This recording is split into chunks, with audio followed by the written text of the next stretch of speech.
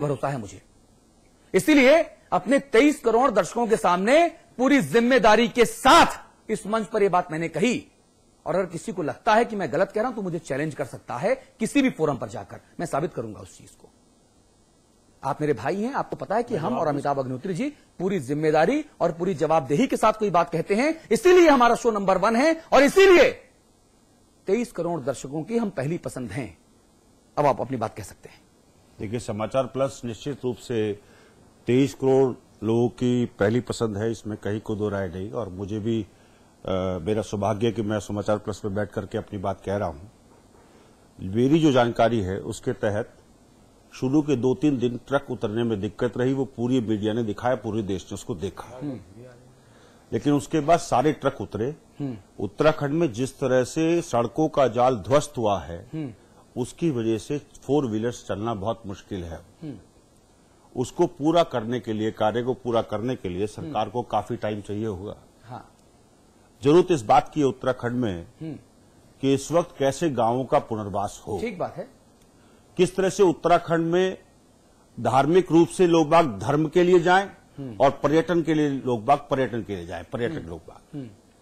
आज बहस इस चैनल पे जो आपने डर्टी बहस की, उसमें एक चीज और जोड़ना चाहूंगा अपनी तरफ से। पर्यटन और धार्मिक निष्ठाओं में अंतर होना चाहिए। ये हम लोगों को जो हिंदुओं बहस नहीं की, हिंदुओं बहस ना डिबेट ऑन डर्टी पॉलिटिक्स की। बिल्कुल बहस तो क्लियर थी।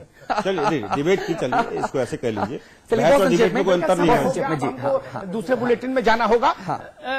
अमिताभ संपादित मुझे लगता है अब समय हो गया 9:01। एक चीज मैं कहना चाहता हूं जी, राजीव अपनी जी बात पूरी 30 करिए। सेकंड में कही जो हाँ, मैं कहना 30 चाहता सेकंड। हूं। मैं सिर्फ ये कहना चाहता हूं उत्तराखंड सरकार से, बीजेपी के नेताओं से, जो केदारनाथ, बद्रीनाथ, गंगोत्री, यमुनोत्री धाम हैं, उन धामों में अगले वर्ष निश्चित रूप से जिस तरह से अमरनाथ जी में कोटा है, जिस तरह से और जगह रजिस्ट्रेशन होकर के तीर्थयात्री जा रहे हैं, उस तरह से अगर आप भेजेंगे। पहले अमिताभ अग्निहोत्री जी ने कही थी, मैं स्वागत करता हूं। मैं देख नहीं पाया उस दिन आपका चैनल, लेकिन इन्होंने कहा है तो मैं निश्चित रूप से अमिताभ जी को बहुत विद्वान पत्रकारों में से मानता हूं और बड़ा सम्मान करता हूं मैं इनका।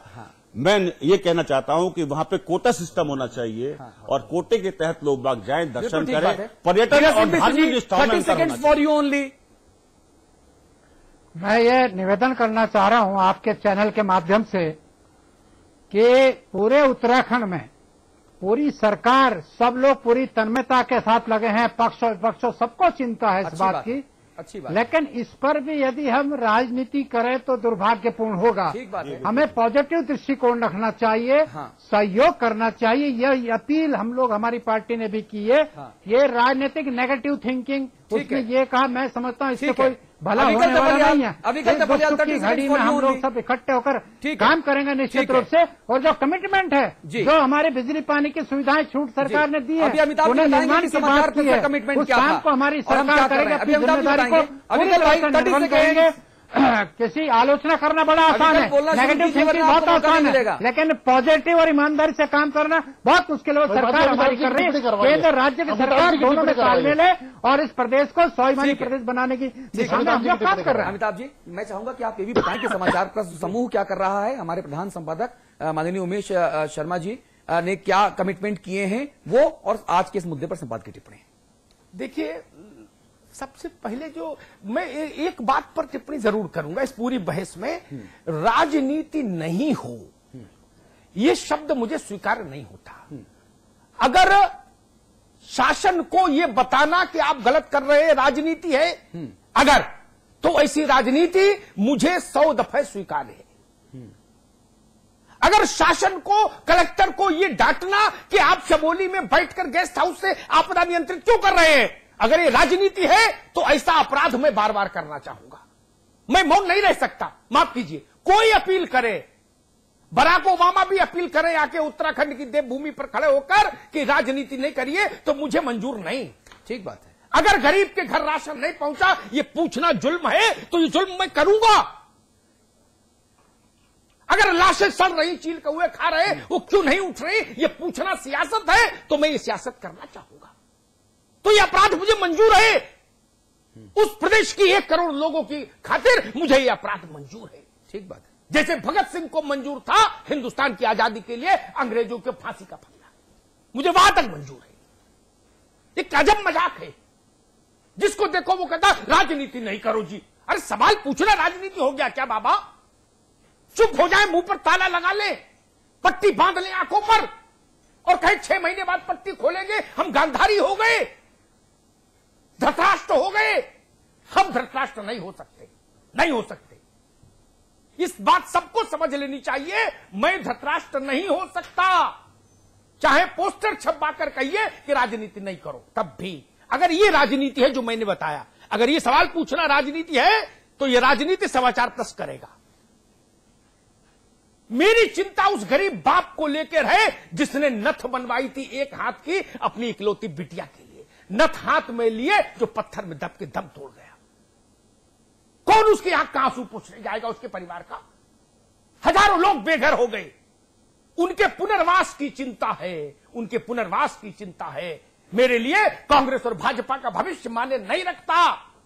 ये पार्टियां नहीं थी तो भी ये देश था, ये पार्टियां नहीं रहेंगी तो भी ये देश रहेगा। भगवान केदारनाथ रहेंगे, भगवान बद्री विशाल रहेंगे जी। छोटी पार्टियां, नेता छोटे, बौनी पार्टियां हैं, बौने नेता हैं। ये भारत के बराबर थोड़ी ना खड़े हो सकते। क्या फर्क पड़ता है?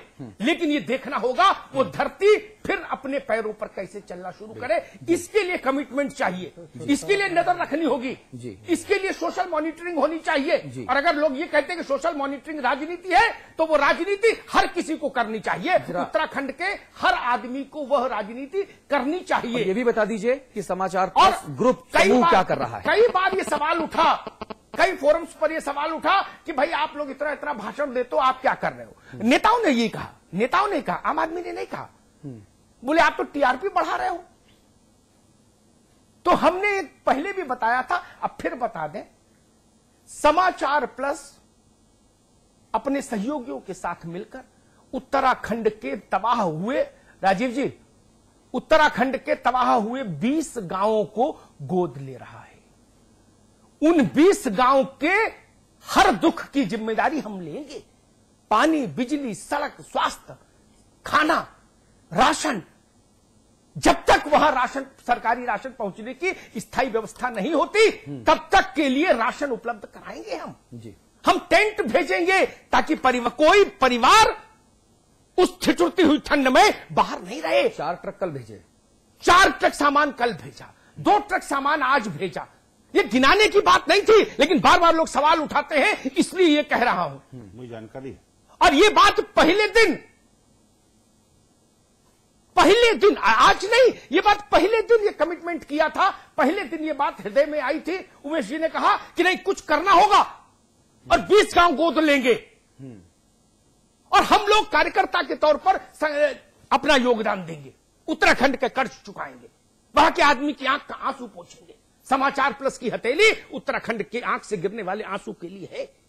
और फिर अगर हमको कोई ये समझाए कि आप राजनीति नहीं करो, हमें मंजूर नहीं। ये राजनीति हम करेंगे, तब तक करेंगे और अविकल थपलियाल से कहेंगे कि वो भी यही राजनीति करें। हर एक पैसे पर निगाह रखिए। चलिए, आप सभी लोगों का बहुत काम पर निगाह रखिए और ये कोशिश करिए सब लोग मिलकर कि उत्तराखंड जिए, उत्तराखंड जीते, उत्तराखंड फिर से हंसे, फिर से मुस्कुराए। ये सबकी जिम्मेदारी है, अकेले किसी एक पार्टी और एक सरकार की नहीं। बहुत अच्छी बात कह रहे हैं, बहुत अच्छी बात कह रहे हैं। और मैं जो आपने ये प्रार्थना की पाक परवरदिगार से, मैं सिर्फ इतना कहूंगा, आमीन सुम्मा आमीन। ऐसा ही हो, काश ऐसा हो और जल्दी से हो। बहुत बहुत धन्यवाद आप सभी लोगों का। समाचार प्लस पर खबरों का सिलसिला लगातार जारी है। नमस्कार।